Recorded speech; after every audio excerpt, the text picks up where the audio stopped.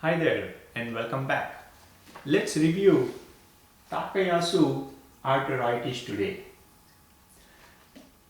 Recall our discussions on the prior session about the basics of vasculitis. It's all about itis, the inflammation of the blood vessels. And we'll get into the more details once we review the inflammation and how the entire process and the mechanism works. So we'll get into that. So let's first start with the basic anatomy of the Takayasu arteritis. Recall the aorta of the heart.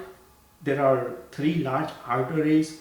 One right, that's brachiocephalic, and it further bifurcates into right common carotid and right subclavian. And there are two left, that is left common carotid and left subclavian. So these are the three main arteries right above the aorta of the heart, and that essentially supplies the needed blood to the upper body, right? And it can go both sides, left and right, hands, over the head, everywhere. So the upper body gets the blood supply through these three large arteries. We are talking about the inflammation of these large arteries.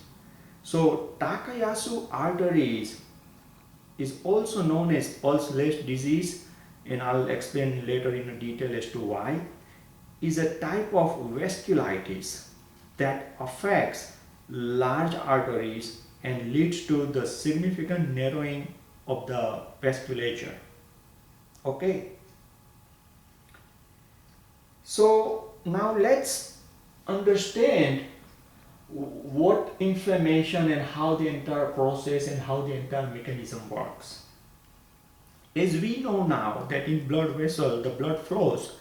However, if there is itis or if there is inflammation, that inflammation leads to the scarring, and because of the scarring and the narrowing, which is also known as stenosis, right? So that leads to the blood flow that circulates within the blood vessels, that leads to turbulent blood flow, and because of the turbulent blood flow it decreases the force of the blood. Okay, and as a result it decreases the blood pressure, and as a result there is a decreased rate also, the pulse rate also. So let's say you have the blood flowing from these three main arteries. If you check the pulse on your right hand, the blood may be not reaching out all the way up to that point, and it doesn't mean that heart is not pumping, but by the time the blood reaches up to the hand where you try to check the pulse, because of the decreased force, decreased blood pressure and the decreased rate, the pulse on the hand you would see is decreased as well.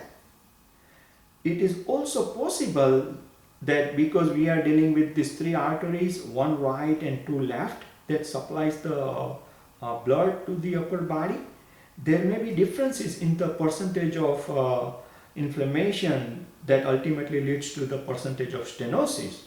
So as a result, there could be difference in the pulse rate that we check on the hand, on the right hand versus left hand. Likewise, the blood pressure on the right hand versus left hand could also be different, right? Pulse rate is created by the blood pressure, and because of that or the decreased pulse rate, this terminology given to this Takayasu arteritis, or the new nomenclature given, is pulse rate disease. So that's the reason why it's known as pulse rate disease. Okay, so the decreased blood pressure means decreased pulse, and likewise blood pressure also can be decreased. Now imagine these three arteries that goes left or right, likewise it goes right above towards the head. What happens if blood doesn't reach the head or the brain? What happens? Right? So it may lead to, because head or the brain is not able to get the enough blood, as a result enough oxygen, and that may lead to symptoms like a vision problem, cognition problem, dizziness, a blurry vision, double vision, you name it. So these things are bound to happen. So that's how the anatomy of the Takayasu arteritis works. And that's how the inflammation or the whole process works. Now what about the symptoms? The symptoms are like, as I explained, symptoms can be like a weak or absent pulses in the extremities, widely varying blood pressures, and even dizziness. What about the diagnosis? The diagnosis is generally, it starts with a lab test and watch the ESR. That's the beginning point of the diagnosis, and the final confirmation is via biopsy. So biopsy has to be performed to arrive at the final diagnosis. As far as the treatment goes, the steroids are the best course of treatment when it comes to Takayasu arteritis. Steroids diverts the white blood cells or our soldiers built in, should act like immune system, but because they are misunderstood and they lead to autoimmune disease, and that is where the Takayasu arteritis comes into the picture. So the steroids can try to minimize the communication or the adverse communication amongst the white blood cells, so that they can have a minimal impact on the disease, or the adverse impact can be minimized. How about the underwriting? The best thing to do is follow your underwriting manual and make sure you are modifying the final rating via using your company specifics. Okay.